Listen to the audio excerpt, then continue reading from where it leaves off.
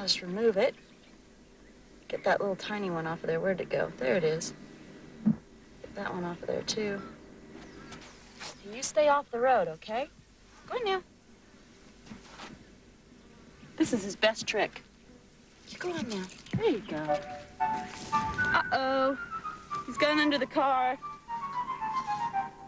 I can hear him scratching on the metal. All we really wanted to do was move him off the road, but it ended up being a detailed search of almost the entire vehicle.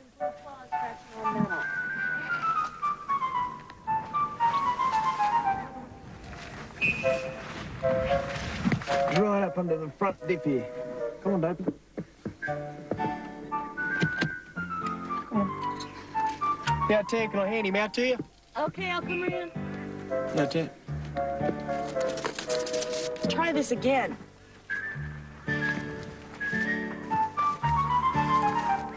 Okay, you ready? You gonna do this right this time? Here we go. Off you go. Quick, quick. Off you go now. Coming up, we encounter some ghosts from the past.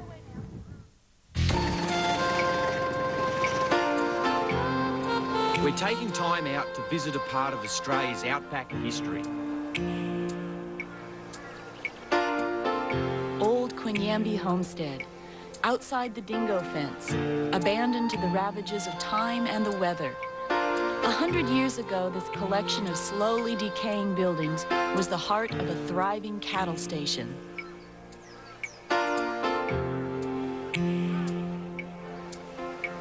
Quinyamby was once part of a huge cattle empire, covering thousands of square kilometres. It was all owned by one man, Sid Kidman, the cattle king of Australia. When the station was no longer needed, it was simply abandoned to fade away into a ghost settlement. Rabbit hunters sometimes use the buildings as a base camp, but it doesn't take much imagination to see Kidman and his stockmen in the saddle around the remains of these deserted ruins. I just love getting out and around old homesteads. You can see this rubbish stacked up around the area. Creates the perfect haven for snakes, reptiles, all sorts of odds and ends. Oh, whoa, look at this mouse under here. You can see in here, this is her nest. Little baby mice down in there. Plenty of snake food there. No kidding.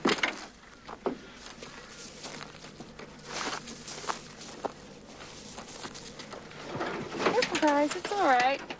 Looks like we've got a whole family of shinglebacks here. Mother and father and the little baby. Little Junior. He's got a tick on him, Terry. Well, we better get that off. You hold him for me now. It's just there, look. Okay.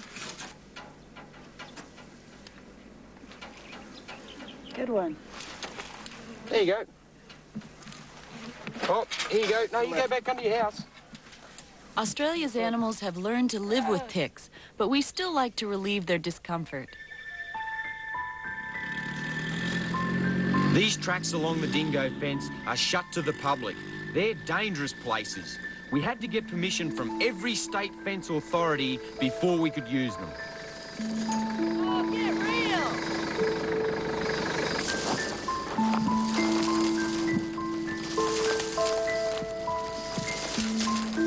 This tumbleweed is evidence that these gates aren't used very often. That'll do, babe. I'll be able to push through there.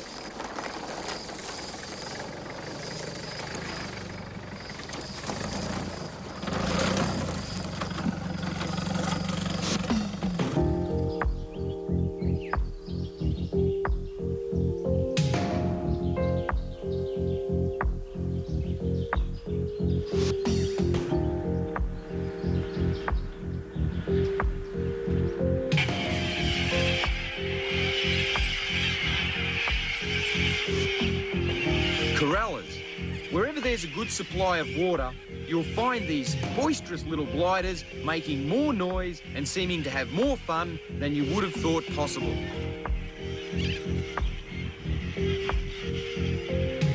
This is one case where human interference in nature has been good for the wildlife. Water from underground bores has extended the range and numbers of many native animals. And watching these corellas is always fun. They really are some of the true characters of the Australian parrot world.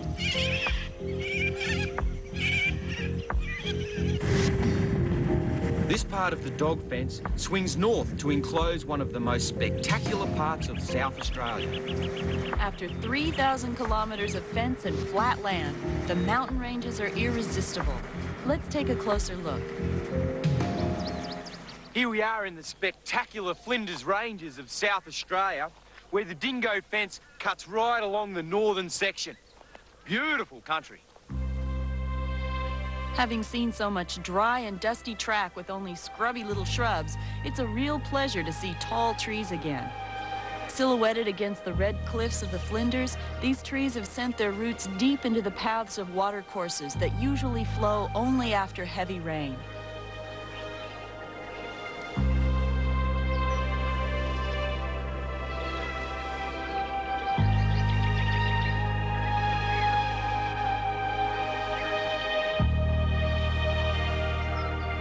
It's a perfect time of year to visit the ranges, spring. There's been some rain and the normally dry landscape is starting to bloom with amazing variety of wildflowers.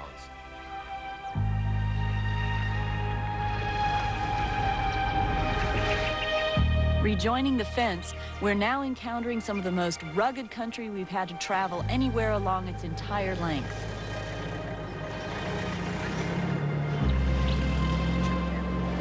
There's so many rocks in the foothills of these ranges that in places it's impossible to bulldoze a decent track. But it's considered vital that the dingo barrier be maintained despite the harsh terrain.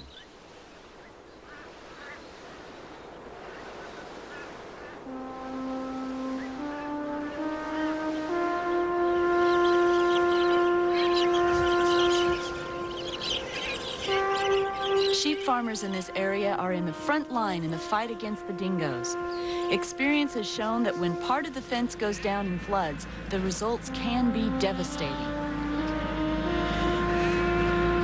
As well as lambs, spring also brings the emu chicks, and it's a great time of year to get close to Australia's largest native bird. While the young emus are with the flock, they don't move as quickly, and we can get some good close photos of them. The emu is one animal where the gender roles are reversed. While the female lays the eggs, the male hatches them and then cares for the young until they're old enough to fend for themselves.